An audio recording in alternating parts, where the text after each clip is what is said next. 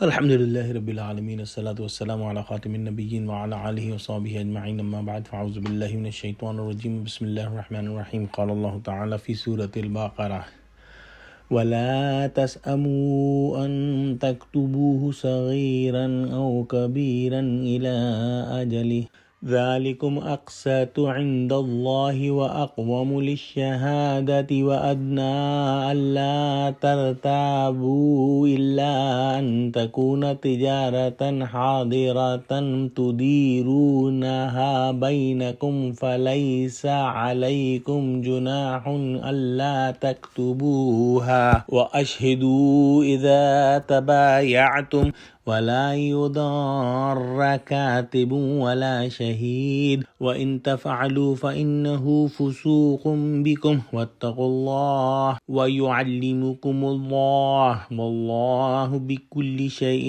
عليم۔ ترجمہ: اور قرض تھوڑا ہو یا بہت، اس کی دستاویز لکھنے میں کاہلی نہ کرنا، یہ بات خدا کے نزدیک نہایت قرین انصاف ہے، اور شہادت کے لیے بھی یہ بہت درست طریقہ ہے۔ اس سے تمہیں کسی طرح کا شک و شبہ بھی نہیں پڑے گا۔ ہاں، اگر سودا دست بدست ہو جو تم آپس میں لیتے دیتے ہو، تو اگر ایسے معاملے کی دستاویز لکھو تو تم پر کچھ گناہ نہیں، اور جب خرید و فروخت کیا کرو تو بھی گواہ کر لیا کرو، اور کاتب، دستاویز اور گواہ معاملہ کرنے والوں کا کسی طرح کا نقصان نہ کریں۔ اگر تم لوگ ایسا کرو تو یہ تمہارے لیے گناہ کی بات، اور خدا سے ڈرو اور دیکھو کہ وہ تم کو کیسی مفید باتیں سکھاتا ہے، اور خدا ہر چیز سے واقف ہے۔ یہاں پر آیت دین ختم ہوئی۔ اس بارے میں مزید احکام یہ آئے کہ کتابت کرنے میں آپس کے اعتماد کی وجہ سے یا مصروفیت کی وجہ سے دل تنگی محسوس کرتے ہیں، اس بارے میں تنبیہ فرمائی کہ چھوٹا قرضہ ہو یا بڑا قرضہ ہو، اس میں بددلی اختیار نہ کرو، اور لکھ لیا کرو اور سستی نہ کرو۔ یہ اللہ کے نزدیک زیادہ انصاف کی چیز ہے، اور ٹھیک طرح گواہی کی ادائیگی کے لیے بھی بہت زیادہ قائم رکھنے والی ہے، اور اس میں ہر قسم کے شک و شبے سے بچنے اور دور رہنے کا فائدہ بھی ہے۔ البتہ ایک صورت میں کتابت کرنے کی تاکید نہیں ہے، جیسے یوں بیان ہوا ہے کہ اگر ایسی تجارت ہو جس کا لین دین نقد اسی وقت ہو رہا ہو تو اس کی لکھا پڑھی نہ کی تو اس میں کوئی گناہ نہیں، لیکن معلوم یہ ہوا کہ اس صورت مذکورہ میں بھی نہ لکھنے کی اجازت تو ہے، لیکن اگر لکھ لیا تو وہ بھی کوئی ممنوع چیز نہیں، جیسا کہ ہم دیکھتے ہیں کہ جب ہم کوئی چیز خریدتے ہیں تو اس کی ایک فوراً رسید ہم کو وہ مل جاتی ہے۔ اس میں فائدہ یہ ہوتا ہے کہ جس چیز کا کیش میمو میں لکھ دیا گیا ہو، اس پر خود دکاندار جس سے خریدا ہے یا دوسرا شخص جو غصب کرنے یا چوری کرنے کا دعوت نہیں کر سکتا۔ پھر فرمایا کہ اور جب تم خرید و فروخت کا معاملہ کرو تو گواہ بنا لیا کرو۔ گواہ بنانے میں بھی بہت سے فائدے ہیں۔ آپس میں کوئی اختلاف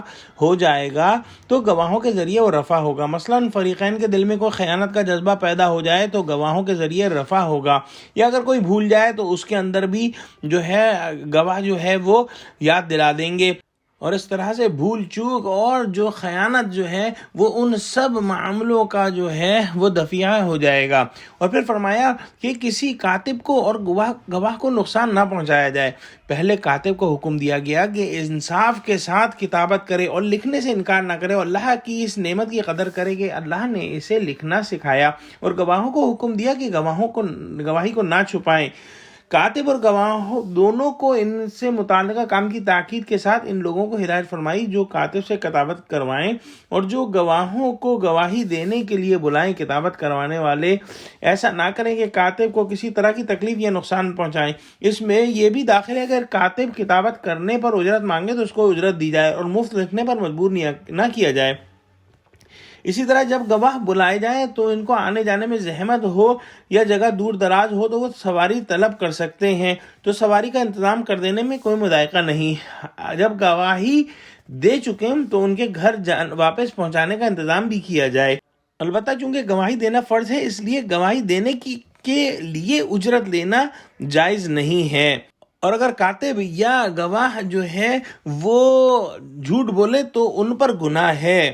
اور آخر میں فرمایا کہ اللہ سبحانہ وتعالیٰ سے ڈرو، اور اللہ سبحانہ وتعالیٰ ہر چیز کو جانتا ہے، اور یہی جذبہ سب سے زیادہ قوی جذبہ ہے کہ اگر دل کے اندر یہ ہوگا کہ اللہ سبحانہ وتعالیٰ ہمیں دیکھ رہا ہے اور ہر چیز کا گواہ اللہ ہے، تو نہ کاتب وہ بے ایمانی کرے گا، نہ گواہ بے ایمانی کرے گا، اور نہ ہی فریق بے ایمانی کریں گے۔